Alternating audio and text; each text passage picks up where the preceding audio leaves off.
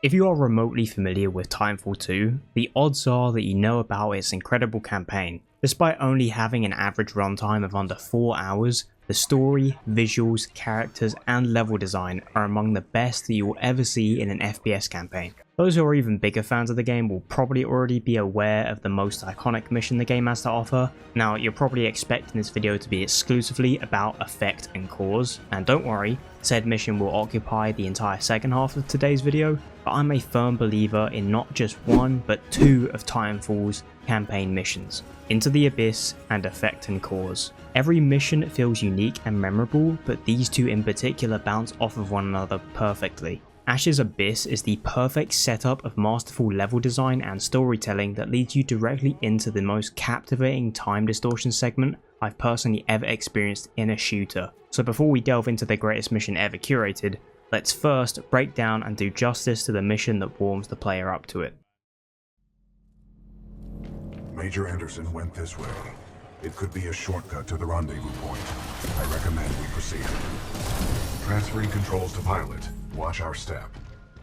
I'd like to start off by noting that although the entire mission is excellent, I won't be putting too much focus on the earlier segment of the mission involving a Titan. Running around with the Titan is fun, but the facility and the best qualities of the Abyss heat up much more towards the pilot segments. The primary story driving force of Into the Abyss, in my opinion, comes from the level's villain and boss, Ash. This is Ash. Don't get me wrong, plenty of the game's characters are interesting and badass. Viper will be a comparable option for the most badass, but Ash is truly special. With such little screen and playtime, a mark is still left as you feel her aura throughout the mission. Blisk, this is Ash. I have a Vanguard class Titan. What would you like me to do with it? Ash is played by the amazing Anna Campbell both in Titanfall and Apex Legends. Her delivery is both cold and mysterious, evoking that of both human and robot emotion to coincide with her lore. She is a simulacrum, basically a robot being controlled by a human consciousness. Her design is not only badass but lacks sentience despite technically being human. And I'm not going to lie to you, it's even more captivating when you've got many hours in Apex Legends and got to experience all of Ash's teasers, lore drops, trailers, and eventual addition to the game. So going back to revisit her birthplace makes her introduction that much more special. Outside of her boss fight at the end of the level, Ash's voice lines and taunting that echo throughout the facility as you get closer to her arenas perfectly match the tone and level design, driving it home that you are infiltrating her world as it shapes itself around you to her desire. The Abyss itself is a daunting facility with colossal moving contraptions shifting to produce makeshift homes that Ash will use in her arenas. During the manufacturing process is where and when you are tasked with traversing towards Ash's location. Heavy walls and rotating platforms are coated in makeshift grass, tipping in and out of stability as you struggle to avoid being either crushed or sent flying to your doom. Pilot, this facility is extremely dangerous. Watch for crushing hazards on the assembly line. Where am I supposed to be going? What do you...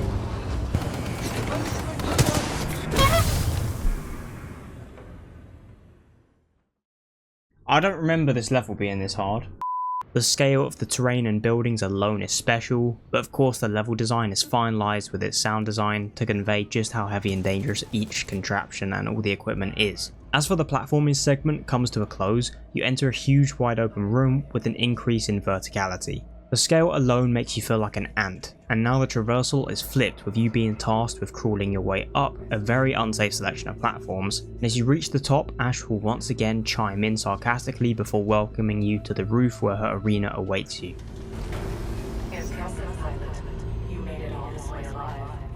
Unfortunately for you, there is only one way out.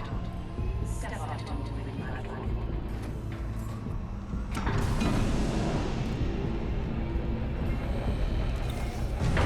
Well done, pilot. I will take it from here. The arena itself slowly builds around you. Nothing is rushed even after the platforming segment has finished. You can practice on the walls and get familiar with your surroundings as you wait for the threat to arrive. This segment acts as a mini boss fight, warming you up before the end of the mission, with the arena being flooded by specters and reapers which you would have already fought. It's a cool little section, not too hard of a boss fight because you have so much cover to work with, just a really sick room overall. After exiting the room through the door that welcomed the enemy, you are led to the final section of the Abyss. Now, aside from the gorgeous change to the available platforms with glowing neon hexagonal walls and eerie cells made of the same material, I want to switch your attention to Ash's soundtrack. It's so easy to overlook the importance of a good game soundtrack considering how secondary it is to gameplay and story. The sheer dread and haunting ambience of Ash's theme adds to your journey through the Abyss, and it's unmatched by any other element of the level's sound design.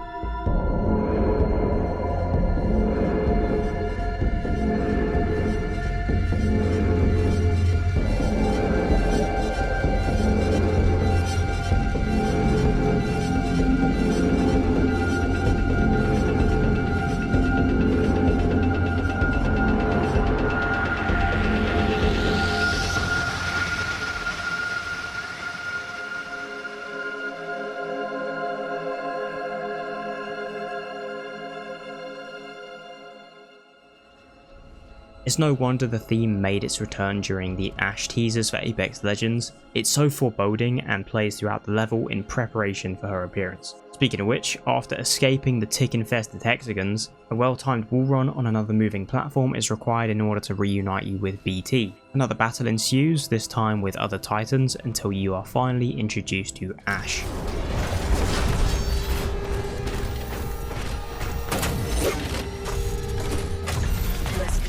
Price on your head, pilot. In my opinion, from both a story and a visual standpoint, she is the most interesting of the bosses presented to you in Titanfall's campaign. She may not be the most difficult to deal with, but she doesn't need to be, as if this level proved to be overwhelming you, you would not be prepared for the insanity that Respawn will present you during the next mission. Hell yeah!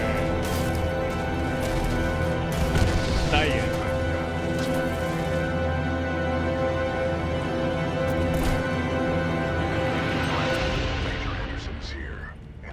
Mr. Anderson. On the other side. Oh, is this the map I think it is? It is. It's the time. Bruh. Yes, bruh. It's the one where you go back in time. This is one of the sickest missions in any campaign ever.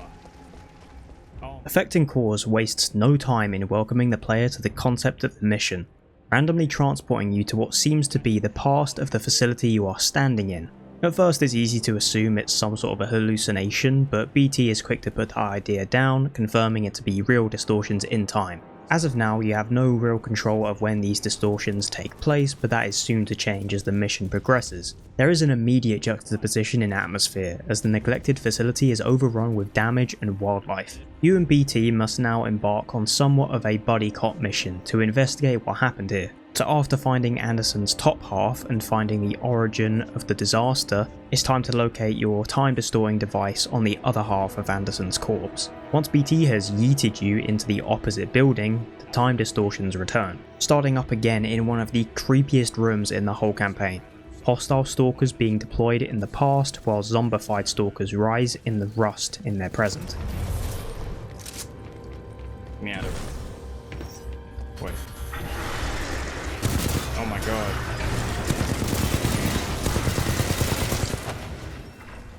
After jumping time through a corridor towards Anderson's second half of his body in order to gain access to that time distortion device, the mission really starts to open up. One of the most fascinating concepts tackled throughout Cause and Effect is the way both past and present versions of the facility affect your traversal and routing. During the past, most of the doors and corridors are locked off due to active security, whilst in the present, those locked off paths and corridors are opened up due to cracked vents and fallen debris. Sometimes the debris or fire is blocking your progression in the present, so the working doorways in the past will lead you to the next area via an unlock. It just shows how much choreography and map design went into both versions of the facility in order to have both of them flow together in between time periods while keeping the platforming interesting from both a story and a gameplay standpoint. Entering a room locked off by security and unlocking the next door from inside while escaping and entering through the past, it's so fucking creative, man. Anyway, Anderson's last moments are littered throughout the mission via these holograms.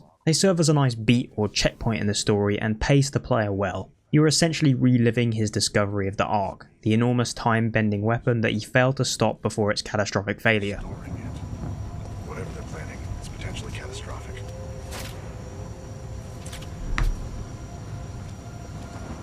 Anderson out.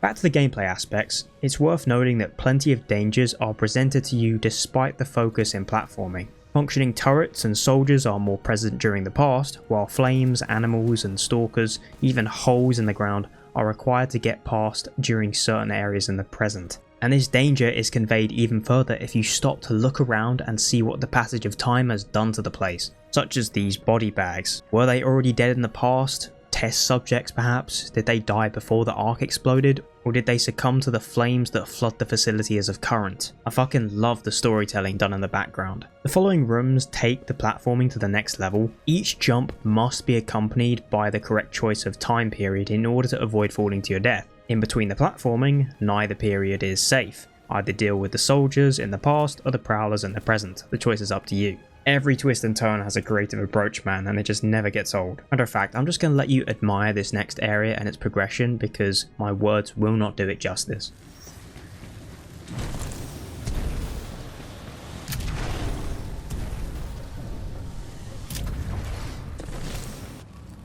You heard me fucking click it.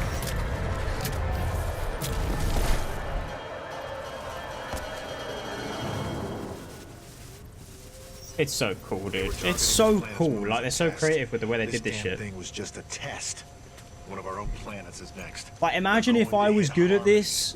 And they moved up the timeline. Like, watching a speed run of this mission would be insane. It's so cool, bro. Like, this is the type of mission you'd want to play back over and over to try and, like, get good at it.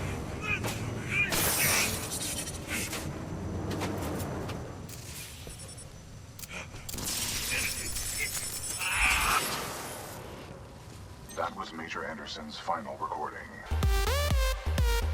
And at long last we come to the closing sequence of the mission. After going back to the opposite building and hacking the terminal in the past with our data knife, a few steps towards the explosion and a time jump will land you in one of the most trippy, visceral yet fascinating sequences in any FPS game ever. I don't know what's happening. BT.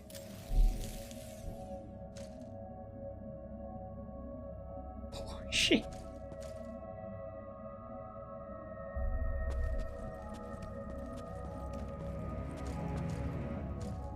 It's so cool, bro.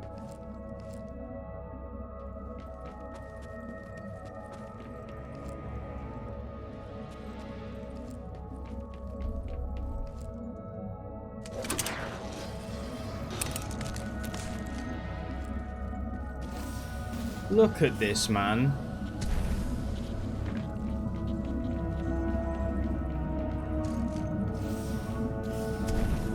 That fucking score as well.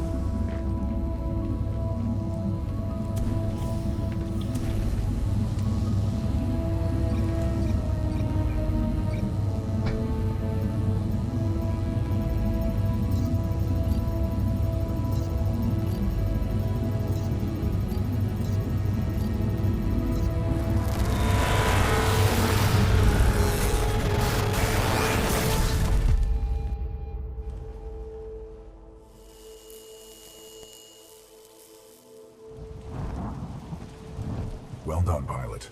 Scan complete. As Anderson discovered, the IMC intend to destroy the militia planet of Harmony using the full-scale version of this weapon. Pilot Cooper, our journey is far from over. We must get this data to the fleet. I honestly find it difficult to say enough good things about Titanfall 2. Not just the campaign, it also has an incredible multiplayer. It's sad to say that's also rare nowadays with these FPS games. Call of Duty, a franchise known for amazing campaigns in the past, nowadays just has a decent multiplayer and usually falls short in every other aspect. Titanfall 2 is a really well-aged product of its time. Sometimes it's nice to play a campaign that is short but story packed in, gameplay mechanics fun. For me it ticks every box across the board. but these two particular missions stand out above the rest. And hey, if you've never played the campaign, first off, what the hell are you doing? And second off, don't let this video discourage you from the rest of the campaign missions because they're also great. Anyways, I hope the video did these two missions justice. If you liked what you saw, please feel free to subscribe to the channel and help it grow. It would mean the world to me. And I'll see you guys in the next video. Take care.